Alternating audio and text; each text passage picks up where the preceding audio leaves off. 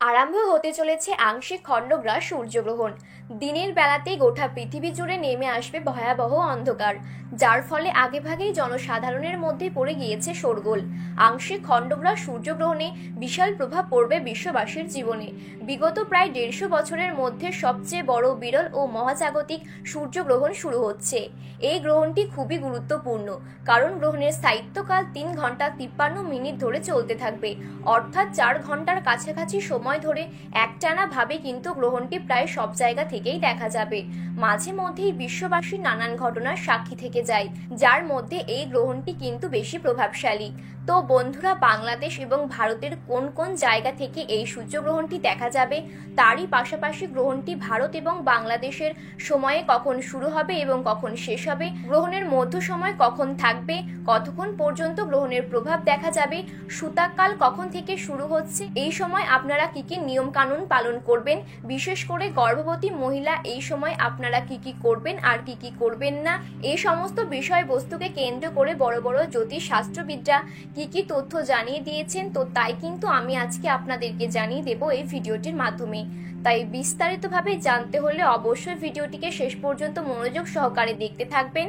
এবং আপনার জেলার গ্রহণ সম্পর্কিত যে কোনো খবরের আপডেট আপনি যদি সবার প্রথমে পেতে চান, তাহলে অবশ্যই নিজের জায়গার নামটি কমেন্ট বক্সে লিখে জানাবেন। আর ভিডিওটি ভালো লাগলে একটি ছোট্ট লাইক করে উৎসাহিত করবেন এবং আমাদের ইউটিউব চ্যানেলটি সাবস্ক্রাইব করে পাশে থাকা বেল বাটনটি অল করে রেখে দেবেন। তাহলে চলুন বন্ধুরা, এক নজরে দেখে নেওয়া যাক। ইংরেজি তারিখ অনুযায়ী 29শে মার্চ এবং বাংলায় 15ই চৈত্র 1431 বঙ্গাব্দে শনিবার এই সূর্যগ্রহণটি সংগঠিত হবে। তো ভারতবর্ষ ও বাংলাদেশ থেকে আংশিক খণ্ডগ্রাস সূর্যগ্রহণ শুরু হচ্ছে ইংরেজি 29শে মার্চ 2025 সাল এবং বাংলায় 15ই চৈত্র 1431 সাল শনিবার। ভারতবর্ষের সঠিক সময়সূচি অনুসারে এই আংশিক খণ্ডগ্রাস সূর্যগ্রহণ শুরু হচ্ছে দুপুর 2:21 এবং গ্রহণ সমাপ্ত হচ্ছে সন্ধে 6:14 এবং গ্রহণের মধ্য সময় থাকছে বিকেল 4:17। এবং বাংলাদেশের সঠিক সময়সূচি অনুসারে এই আংশিক খণ্ডগ্রাস সূর্যগ্রহণটি শুরু হচ্ছে দুপুর 2:51 এবং গ্রহণটি সমাপ্ত হচ্ছে সন্ধে 6:44 এবং গ্রহণের মধ্য সময় থাকছে বিকেল 4:47।